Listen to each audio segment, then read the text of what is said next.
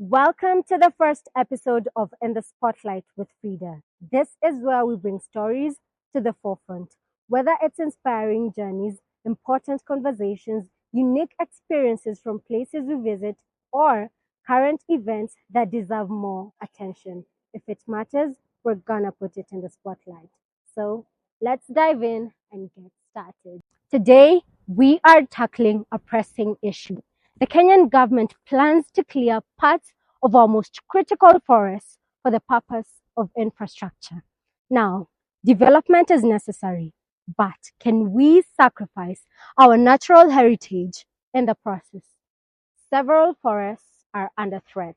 Number one is Karura Forest, whereby over 51 acres are proposed to be annexed for the expansion of Kiambu Road, threatening Nairobi's largest green space.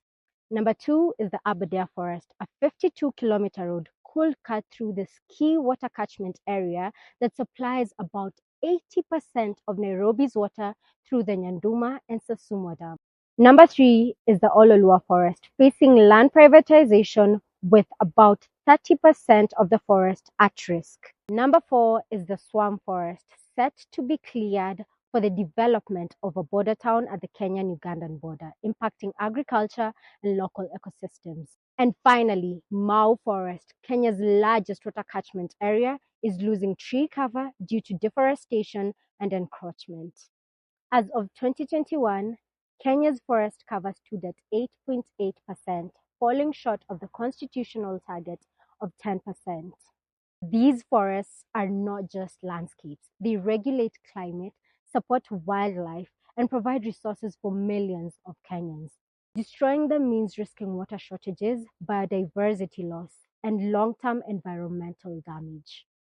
There has been public response and legal action taken. For instance, the Greenbelt movement, founded by Wangari Maathai, sued to stop the Karura Forest decision.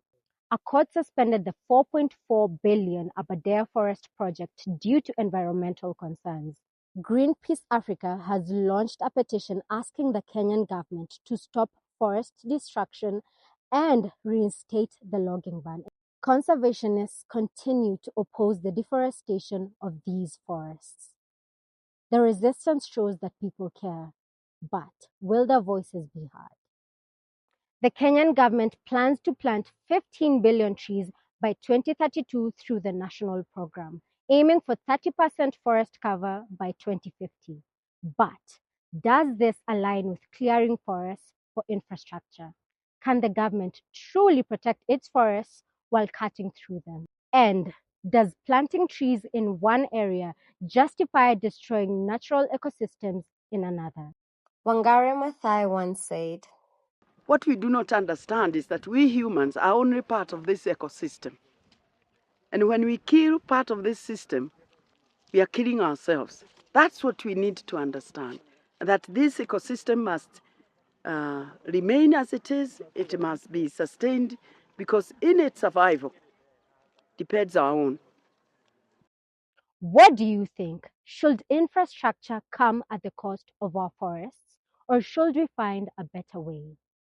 Can development and conservation coexist, or are we risking too much? Thank you for watching In the Spotlight with Fridah. Until next time, stay informed and engaged.